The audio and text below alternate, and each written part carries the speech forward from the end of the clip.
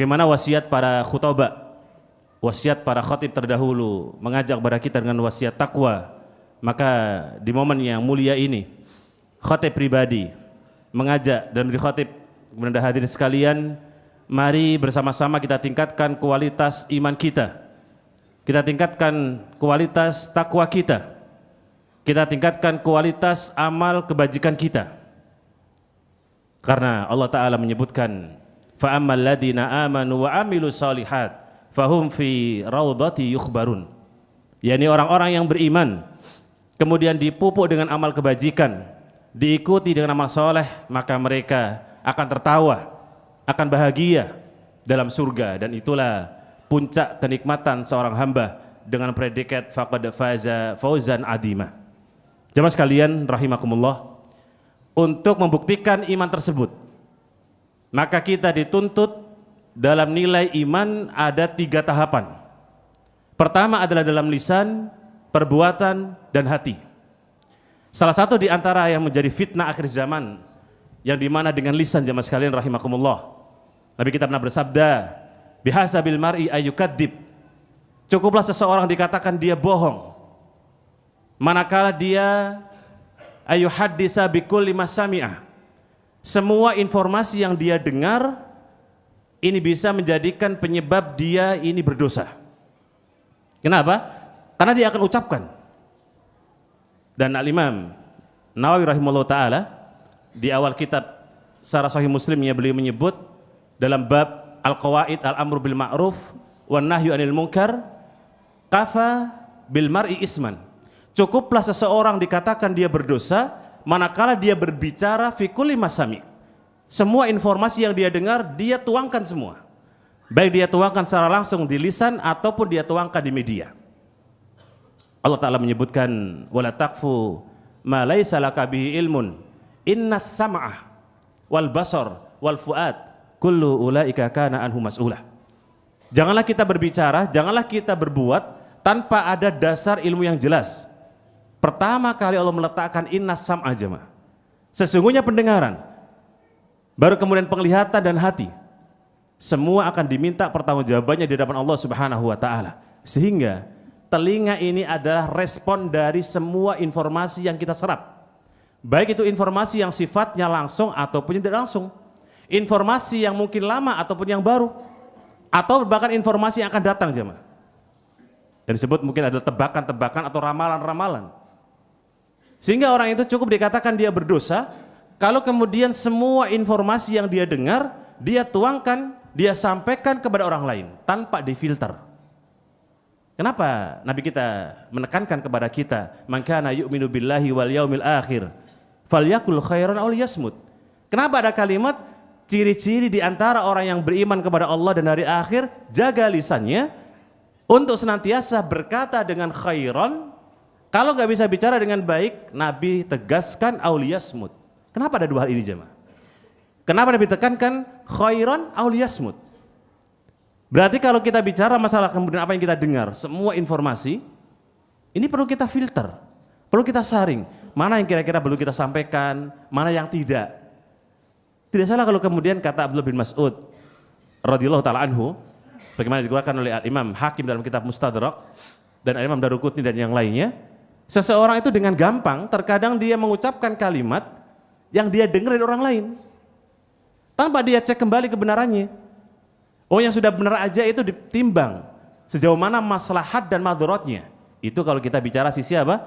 Ilmu maqasidus syariahnya.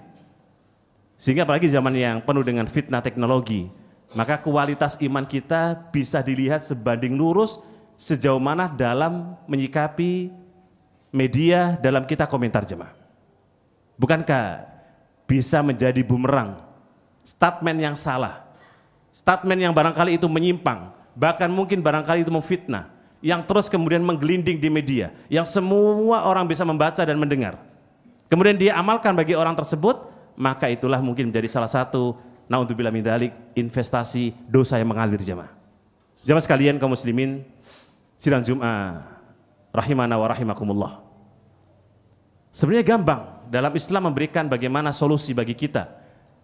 Dari zaman ke zaman sudah ada semua solusi. Dari zaman ke zaman semua problematika sudah diberikan jawaban dalam Al-Quran. Farudduhu ilallahi wa rasuli. Dan kalimat farudduhu ilallahi wa rasuli itu kalau kita lihat konteks sebelumnya, fa in tanaza'tum fi syai'in. Ada sebuah permasalahan berat, permasalahan yang besar, mungkin secara individu, secara komunitas, kelompok, mungkin juga barangkali secara persaudaraan. Semua diperintahkan farudduhu ilallahi wa rasuli. Nah, konsep ini yang mungkin barangkali tidak kita pegang dengan kafah jemaah. Padahal Allah Ta'ala berfirman, udkhuluna fis silmi kafah. Kekafahan kita dalam iman itu bukan cuma mengatakan amantu billah wa amantu bi rasulillah, tetapi kekafahan, kesempurnaan iman itu dibuktikan bagaimana kafah lisannya, kafah amalnya, dan kafah juga hatinya. Aku qouli hada, innahu huwas samiun alim. Alhamdulillah wa kafah, salatu wassalam ala nabiyina Mustafa al-Mustabah wa ala alihi wa ashabihi wa ala siddiqi wal wafah, summa amma ba'dah. Jamaah sekalian rahimakumullah. Kita teringat sebuah hadis Nabi alaihi salatu wassalam, Allah pernah suatu ketika terkesima jemaah, ta'ajub. Bisa kita bayangkan, maha sempurnanya Allah bisa ta'ajub dengan salah satu di antara hambanya.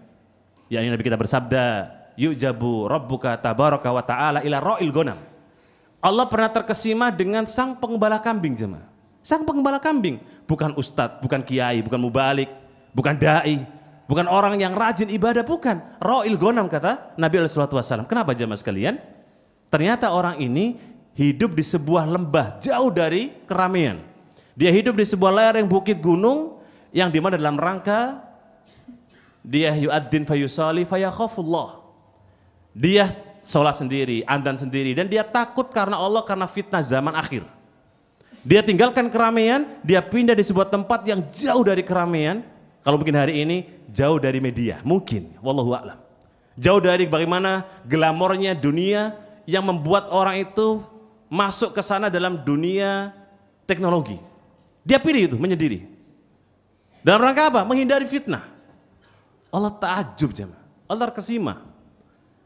Dan banyak kita jumpai dalam hadis-hadis Nabi SAW, Allah terkesima misalnya dengan sahabat Nabi yang miskin. Ketika jamu tamu gak punya makanan, Allah sampai tertawa, Allah tersenyum. Maka Allah memberikan pujian-pujian kepada hamba-hambanya, gak lihat titel, status, derajat, kualitas, bukan. Tetapi yang dilihat adalah bagaimana seorang hamba membuktikan kualitas imannya jemaah. Mungkin di antara kita barangkali ada yang Allah terkesima dengan kita. Karena tawaduknya, karena menjaga muru'annya, karena barangkali karena kezuhutannya, mungkin karena amal solehnya, mungkin karena barangkali kebaikannya. Bisa jadi. Nah ini kita cari jemaah.